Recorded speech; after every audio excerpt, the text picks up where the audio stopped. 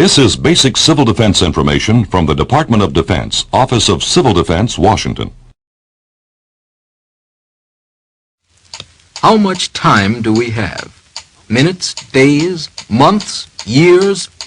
We don't know. But this we do know. Civil defense is everybody's business. It's your business.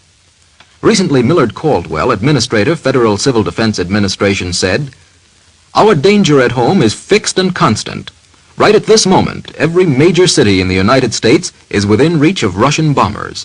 We know that Russia has atomic bombs. We know that Russia has the facilities to wage biological warfare. We know that Russia is supplied with all the modern war gases. So long as these things are true, and every one of them is true, Fortress Main Street must be on the alert day and night."